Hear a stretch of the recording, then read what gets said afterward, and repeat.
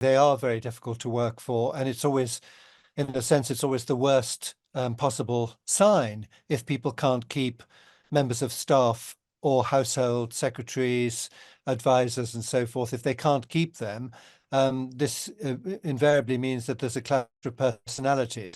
And if they've really lost 18 people, which doesn't actually surprise me, well, then I think it's definitely it's their fault, not the fault of these people who come in and do it. And with the interesting thing, of course, is that it's being suggested that the latest casualty, Josh Kettler, is not leaving on account of the Colombia tour, which actually, again, is worse because it implies that he's leaving for another reason. It would be, you could imagine that would have been a very good excuse. Now, I don't actually approve of this particular tour, that I can't represent them just before the tour, and saying that it's nothing to do with the tour.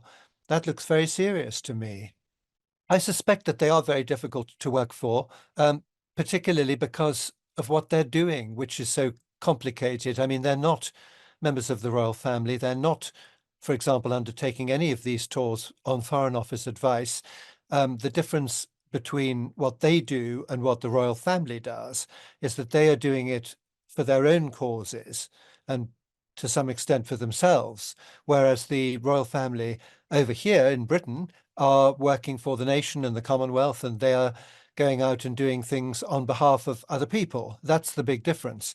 So it does look as though they are difficult to work for, and they probably are finding the things that they do quite complicated. I mean, it's, as you know, there have been documentaries, there's been a book or two, and one particular book, obviously, Spare, and they have to keep sort of reinventing themselves in a way. And if they're doing that, they're going into uncharted waters. And what is so surprising is that we're told that they're going to Colombia, but he won't come to Britain with his wife and family because he doesn't have security. Well, Colombia is a great deal more dangerous than anything likely to happen over here. So it does seem to me to be as though they're clutching at straws, anything which will get them publicity here. I regret to say, are we giving them publicity for exactly that, although it may not be the publicity that they like? Even when she was in England, there were bad stories about rudeness to gardeners and staff leaving and things. And some people are very bad with staff and household and secretaries, and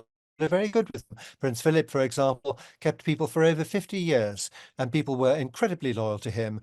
Likewise, the Queen. But it's a very bad sign if people can't keep staff because it shows that they are difficult to work for.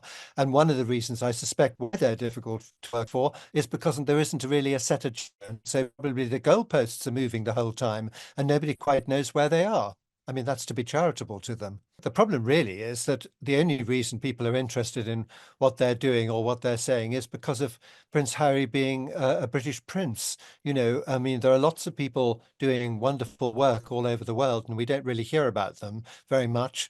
But the reason we hear about these two is because of the royal connection, and even more so because of the controversial links and the fact that at any minute she's likely to come out with something negative about the royal family. They could have done so much. I mean, they both seem to be very interested. I mean, I myself have seen Prince Harry out and about in Caribbean countries, and he's very, very popular. So, but the difference always comes down to this crucial fact is that it's one thing to be doing it on behalf of the United Kingdom and the Commonwealth, and another thing to be doing it on behalf of yourself. And so they're relying to some extent on celebrity based on royal titles. And therefore they have to keep reinventing themselves. I always think it's wrong to compare them to the Duke and Duchess of Windsor, except that when the Duke was, after he abdicated, he'd put the Duchess of Windsor into a terrible situation. Nobody wanted to hear of her.